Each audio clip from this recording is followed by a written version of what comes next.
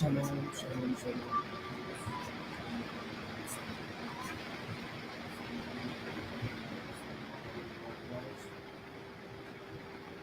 Bonsoir, frères et sœurs.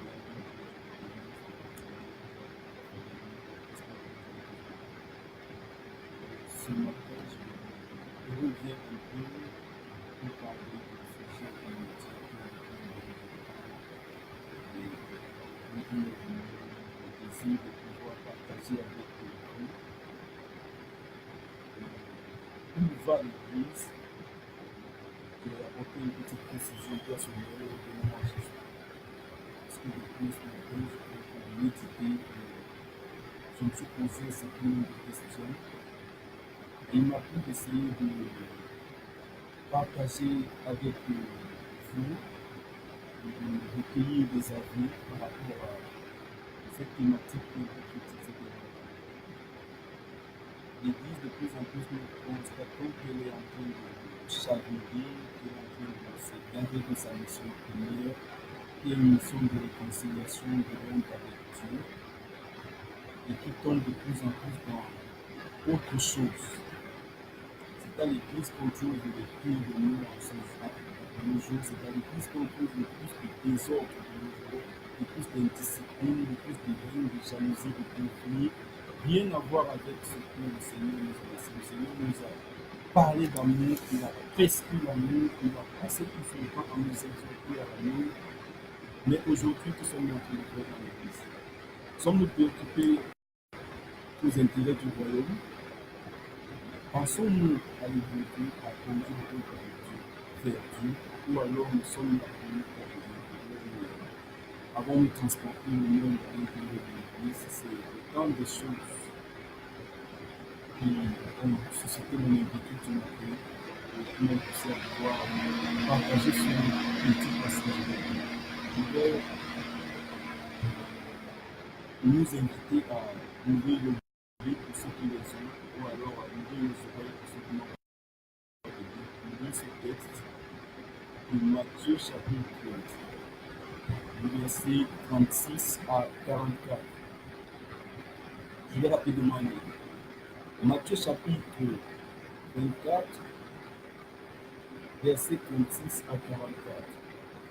Quant au jour et à l'heure, personne ne les connaît, pas même les anges du ciel, ni même le Fils.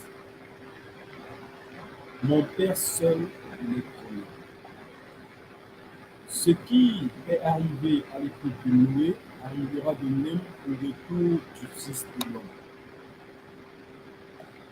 En effet, dans les jours précédant le déluge, les hommes mangeaient et buvaient, se mariaient et mariaient leurs enfants, jusqu'au jour où Noé est entré dans l'arche.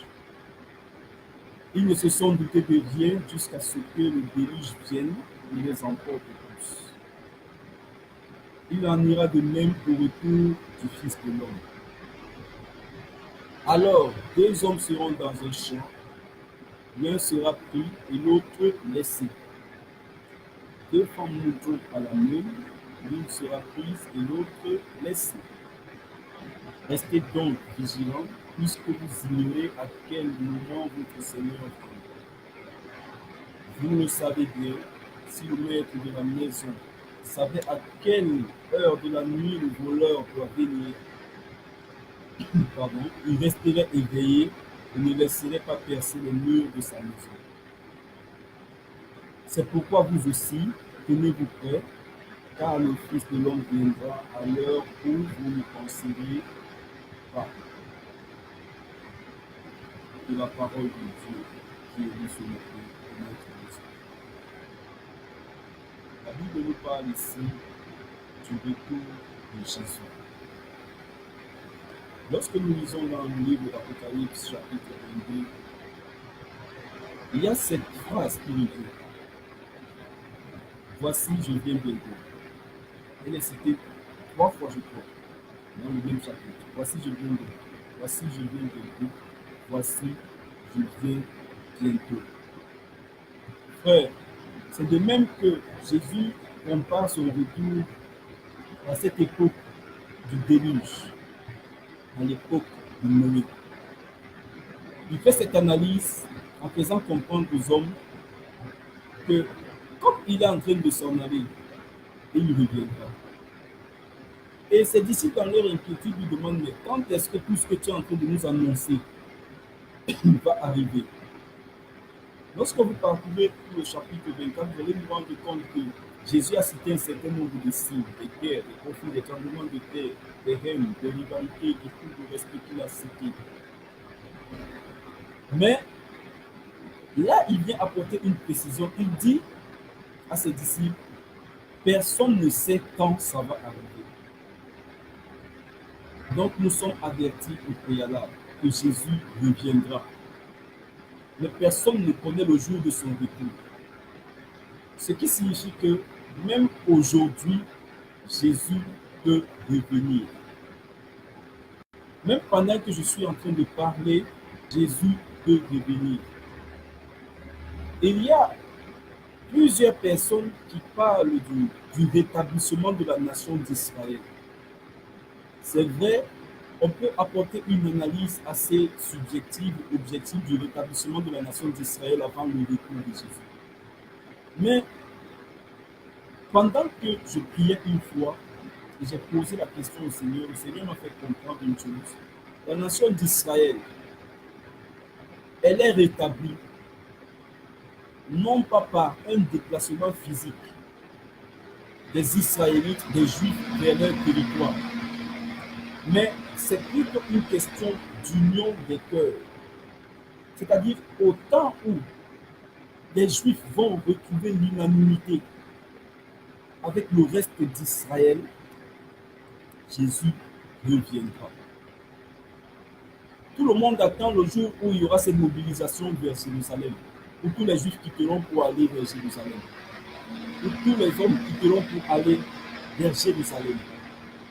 Mais moi, je vais vous dire une chose, excusez-moi d'utiliser ce terme, je vais vous dire une chose aujourd'hui.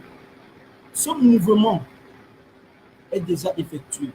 Parce que de plus en plus, j'ai eu par la grâce du Seigneur l'occasion d'aller dans une synagogue juive et d'apprendre une chose qui m'a choqué. Toutes les synagogues juives sont construites en direction de Jérusalem. Ça veut dire que la tête et la direction de la prière est faite vers Jérusalem, vers le lieu où le temple avait été bâti. Donc les cœurs sont unis autour de Jérusalem. Donc à mon avis, excusez-moi de le dire, là je donne mon avis personnel, la nation juive est déjà rétablie. Donc Jésus est en train d'attendre de rassembler un certain nombre d'éléments pour pouvoir venir.